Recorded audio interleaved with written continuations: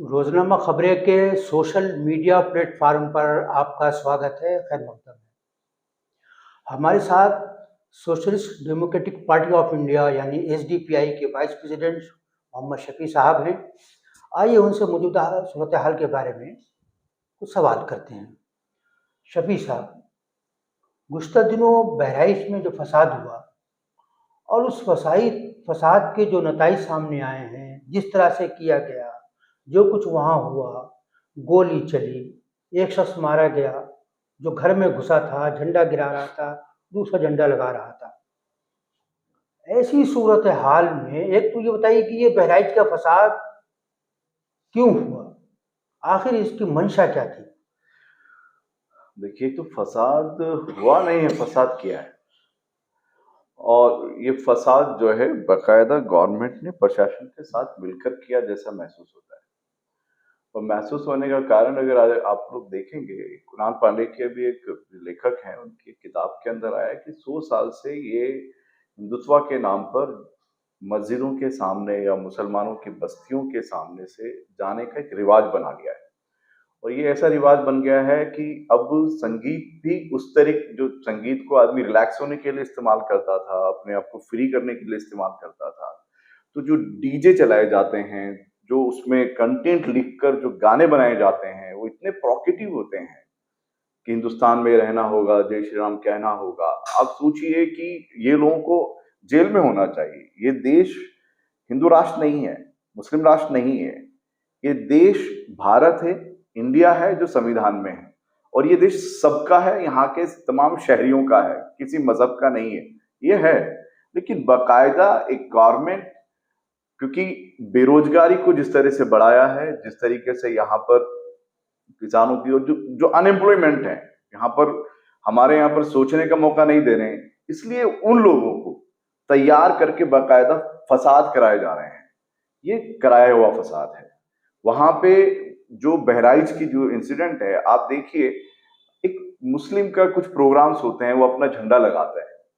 मेरे घर में आपकी इतनी हिम्मत हो रही है कि मेरे घर में आप जबरदस्ती घुस रहे हैं, और जबरदस्ती घुसकर आप मेरे यहाँ पर कोई झंडा लगा हुआ हो, या मेरे घर पर मेरे जो इबादत की चीजें हों, उसको आप तोड़ने या उसको हटाने के लिए आ रहे हैं। ये एक्टिविटीज को कैसे कह सकते हैं?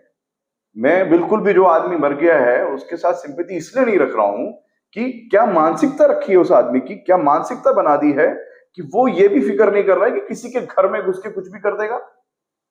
मैं इसलिए बोल रहा हूं। पूरी भीड़ घुसी थी। हाँ, मतलब एक ऊपर जाके पूरा मॉब क्या करने आया वहां पे। आज मैं, मान लीजिए, मेरे मजहब की मुझे आजादी है, तो आजादी का मतलब क्या है? मैं मेरी मस्जिद में इबादत करने में, मेरे अपने जो मोहल्ले के अंदर साथी हैं मुस्लिम से, उनके साथ कुछ मिलकर इबादत करनी है, वो मेरी आजादी है। ऐसा थोड़ी है कि मेरे यहाँ पर मेरे जो हिंदू भाई रहते हैं, मैं उनके घर में घुस जाऊं कि नहीं आप पूजा नहीं करेंगे, आप जो है आपके जो रिचुअल्स हैं वो कुछ भी नहीं करेंगे। ऐसा कैसे कर सकता हूं मैं? और कैसे मैं किसी के मजहब के खिलाफ कुछ काम कर सकता हूं? तो जो किसी के मजहब के खिलाफ काम कर रहा हो, वो जो रैली होती है वो शोभा यात्रा होती है क्या? वो शोभा यात्रा नहीं है। वो बाकायदा गुंडों को तैयार करके ऐसी यात्राएं निकाली जा रही हैं जिससे कि दंगे भड़कें। और बहुत सारे ऑथर्स, जो राइटर्स अभी जो लिख रहे हैं, उन्होंने लिखा है इसके अंदर। मैंने अभी एक नाम बताया, कई नाम है जो ये कह रहे हैं कि जो फासिज्म है, खासतौर पर संघ परिवार, ये हिंदुत्व का एजेंडा लेके, ये धार्मिक लोग नहीं है, ये हिंदू धर्म में विश्वास करने वाले लोग नहीं है, ये राम की पूजा करने वाले पुजारी लोग नहीं है।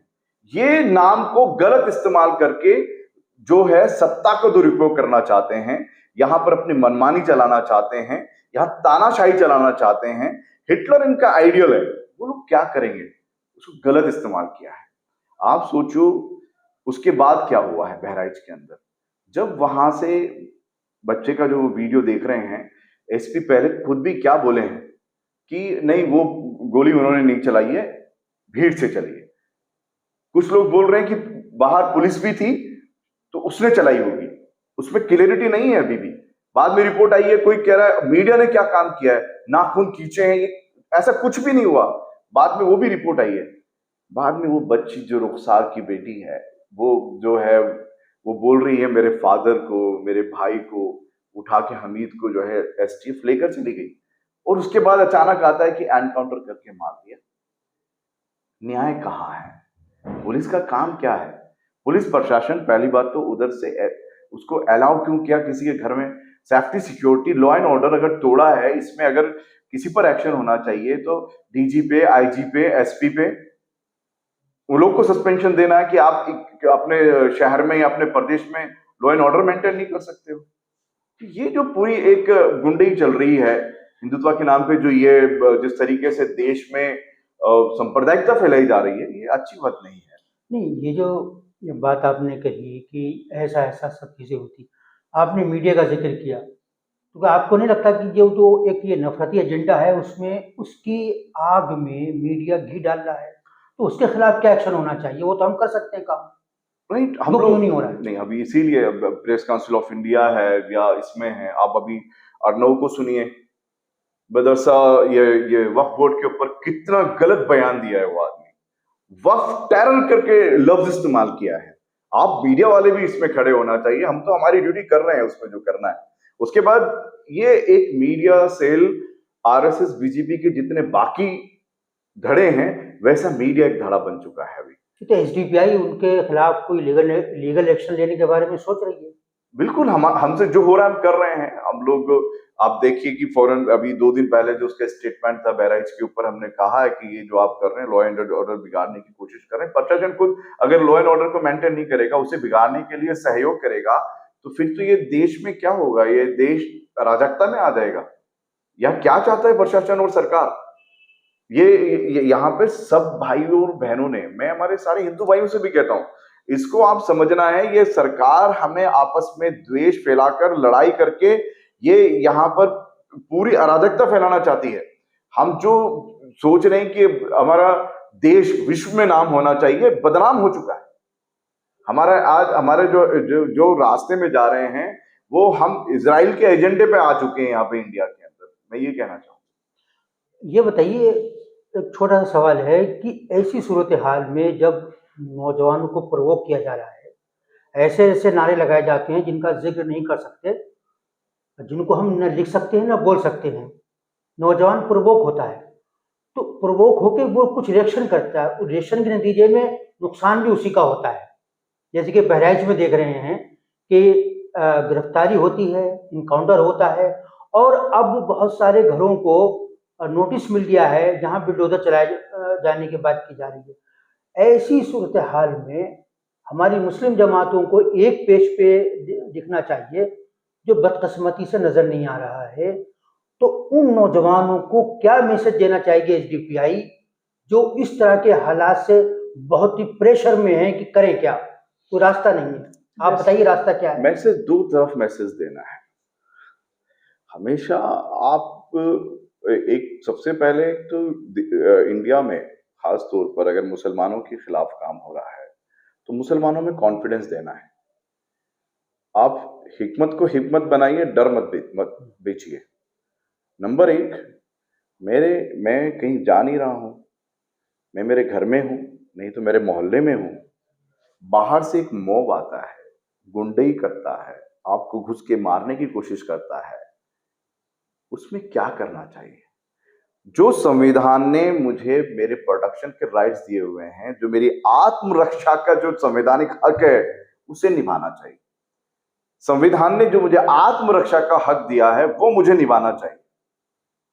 फिर अगर ये लोग जुल्म ज्यादती करते हैं, आप पर गलत रिपोर्ट्स लिखाते हैं या आपको गलत फंसाने की कोशिश करते हैं, तो वो तमाम लोग जो शौक को अपने आप को ये कहते हैं कि हम लोग देश में अमन चाहते हैं, इंसाफ, देखिए बगैर इंसाफ के अमन नहीं आ सकता।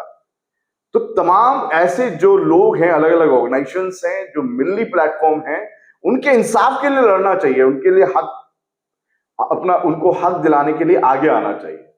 बोलिए आप इनके साथ नाइंसाफी कर रहे हैं, कौन गया घर में, मरा कौन? अभी आप बताइए, प्रो कैसे बोल सकते हैं आप? प्रो कौन हो रहा है? वो लोग जो गलत गाने और गलत भजन के नाम पर गालियां दे रहे हैं बद्दी, मतलब उनको भी ट्रैप किया गया है। तो वो जो उनके बारे में मेरा वही सेकंड मैसेज वो है। उनको फर्स्ट मैसेज क्या है? आप ये हमारा सबका इंडिया है, सब जाति धर्म का इंडिया है। कोई जाति यहां पर ऊंच नीच बड़ी नहीं हो सकती, कोई बड़ा भाई छोटा भाई भी नहीं हो सकता। सब बराबर है यहाँ पर। संविधान की बात कर रहे हो तो बड़ा भाई छोटा भाई नहीं होता है, जो कई बार हम लोग ऐसा करके बात करते हैं। ये देश सबका है और देश में हम बराबर के हिस्सेदार हैं सब लोग।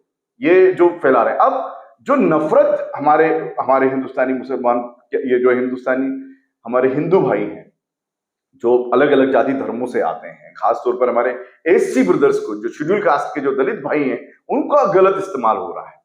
उन लोगों को जिस तरह से भड़काया जा रहा है, कौन सी ये जो अभी नया आकर नए नए जो लीडर्स बीजेपी में आए हैं, या जो सो कॉल्ड जो ये संघ परिवार के भागवत, और ये जो ये लोग अपना जो जिस तरीके से हिस्ट्री बना रहे हैं गलत बोलकर, मुगल्स के बारे में, फला के बारे में, जो ऐसे भड़काऊ भाषण दे रहे हैं, जो गलत चीजें पेश कर रहे हैं, और उसके अंदर जो मीडिया इन्वॉल्व हो रहा है, उसमें नंबर एक तो चीफ जस्टिस को, सुप्रीम कोर्ट को 100 को इसके अंदर जो है सो मोटो लेना चाहिए, और 100 मोटो लेकर ऐसे लोगों को अंदर करना चाहिए। ऐसे लोगों की जो ये सांसद अगर गलत बयानी कर रहा है तो उसकी सदस्यता जो है छीन लेनी चाहिए। ऐसे लोगों को सदस्यता नहीं मिलनी चाहिए जो लोग, क्यों? क्योंकि एक रिवाज बन गया, जो गाली देगा, मजहब इस्लाम को बदनाम करेगा, उनके बारे में बदतमीजी करेगा, हमारे पैगंबर अलैहिस्सलाम के बारे में कुछ बदतमीजी करेगा, उसको प्रमोशन मिल रहा है। क्या हो गया है? प्रमोशन चाहिए तो एक कम्युनिटी के खिलाफ गाली बको, बदतमीजी करो, बदमाशी करो, ये सब चल रहा है। और इसमें हमारे हिंदू भाइयों को समझना है कि इसमें नुकसान किसका हो रहा है। वो बच्चों को एजुकेशन सब कुछ चली गई है। इसलिए मेरा ये लंबी बात नहीं करके एक ही बात कहना चाहूंगा, ये मैसेज दोनों तरफ देने की है। एसडीपीआई ये चाहती है कि जो हमारा प्लेटफॉर्म है वो भाईचारे का प्लेटफॉर्म है, सबको बराबर से हक हुकूक दिलाने का है। हमारे यहाँ कोई छोटा बड़ा, ऊंच नीच या मजहब के हिसाब से या स्त्री और पुरुष के हिसाब से कोई फर्क नहीं किया जाता। तमाम लोग जिसके जो राइट्स हैं उसे मिलना चाहिए, और जो ऐसी अराजकता फैलाते हैं वो तमाम लोग मिलकर उन अराजकता फैलाने वालों के खिलाफ साथ खड़े होना चाहिए। ये मेरा मैसेज। ये थे एसडीपीआई के उपाध्यक्ष मोहम्मद शफी साहब, जिन्होंने बर्निंग इशूज पर एसडीपीआई का स्टैंड पेश किया। हमें उम्मीद है कि आपको ये गुफ्तगू जरूर पसंद आएगी। अगर आपको ये गुफ्तगू पसंद आए तो इस वीडियो को ज़्यादा से ज़्यादा शेयर कीजिए, और अगर आपने अभी तक चैनल को सब्सक्राइब नहीं किया है तो इसको सब्सक्राइब कीजिए। आज के लिए बस।